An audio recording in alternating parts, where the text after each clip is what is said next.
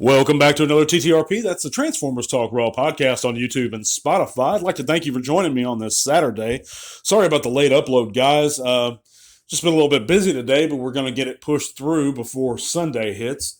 But I hope your weekend's going well. You've had a restful one so far. Thanks for listening. By the way, if you haven't heard, you can check out those links below, and they'll take you to all kinds of cool stuff, including our Facebook group, where you can come join us and chat bots. You can take T-Talk with you on the go on Spotify, or you can even help the channel out and go towards our many giveaways via our Patreon. That link is also below. We're going to be talking a little bit about something I touched on through a recent poll, and it has almost 30 votes so far. And that is, which would be which would we like to see the next Commander class figure be? And in our poll, which surprised me, I gave various options. One was, I think, the Beast Wars Rampage, G1 Silverbolt, which is probably, in my opinion, the most likely thing Hasbro will do. Deathsaurus, or Desaurus, however you want to pronounce it. And there were, I think, a couple other options there. But Deathsaurus actually edged it out over Silverbolt. And that amazed me because I didn't think he would.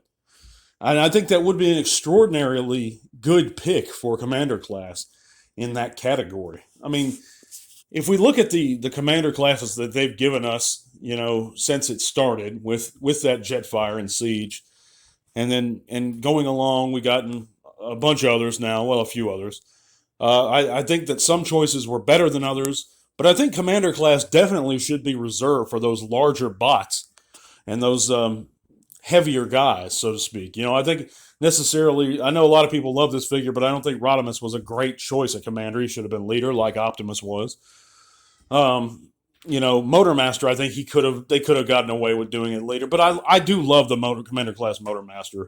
I think he's a phenomenal figure and worth every penny, but he's not worth more than that and what he will be going up for. I just wouldn't overpay for him.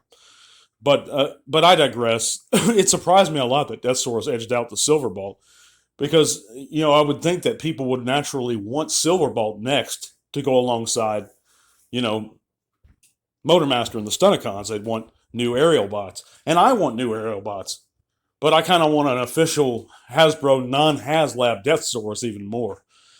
Unfortunately, the likelihood of them doing a Commander class Deathsaurus, I think, is less than them just making him a HasLab thing, like they did with Starsaber. That's the route I see them going with Deathsaurus. I think they will eventually do him, but the probability of him being HasLab to me is greater. And that's really a shame, because I'm not a big fan of the whole HasLab, the HasLab thing, just that whole model and selling model, I'm not a huge fan of. I've gotten into that before. I'm sure I'll get into it in the future, but let me think here. But I think the logical next figure would be Silverbolt. And I can see how they could do it. It would be interesting. They'd have to engineer the hell out of it to make it kind of the same style, or stylistically similar to what we have with Motormaster and Menasor. But they could do it, and they could pull it off. But yeah, I'd love to hear what you guys think in the comments. This is going to be a little bit shorter one, guys. I'm really beat from work. We're going to have a larger segment on Monday. I give you my word on that.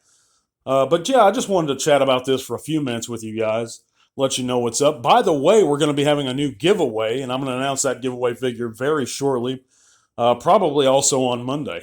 Either tomorrow or Monday, Sunday, Monday. But yeah, guys, thank you so much for listening. Let me know in the comments what you think. Which one would you really love to see the most at Commander class next or next year? We know that we've even gotten exclusives at Commander class with that Shattered Glass Jetfire. He looked pretty cool. But yeah, that's my absolute favorite Commander class figure they've done, is the first one. Is that Jetfire. It was just an amazing figure. And I'm not even a huge fan of him as a character. But it really was a fantastic figure for the price. I think I paid like $60. He was on sale on Amazon for him, and now you can't find him for less than $200. It's just impossible. I think the norm is like $300. That's a figure they really need to re-release or reissue at some point to me. That's the regular Jetfire. Skylynx was good. He wasn't absolute 10 out of 10. He was more like an 8. 7.5, 8. He was a very solid Skylinks. I think some of the tolerances were a little questionable. He should have been tighter in some places, but he was a very good figure. Uh, as far as the weakest one to me, I know I'm in the minority. I would go ahead and say Rodimus. Although Rodimus is a good figure, he's a pure nightmare to transform. I think they took some stylistic liberties. He's not a dead ringer for his Toon Iron version. He's not entirely screen accurate. Things like the detail on his spoilers, that wasn't there in the animation if you look or examine the animation cells. But yeah, my favorite, hands down, is going to have to be Jetfire, followed closely, probably by Motomaster. I really enjoyed Motomaster, but let me know in the comments again what you guys think. I'm going to catch you back on Monday. God bless you guys, and tell everyone. This podcast is made possible in part thanks to the amazing support of our patrons. Click the link to our Patreon in the description below if you'd like to help keep T-Talk Raw going strong. Thank you.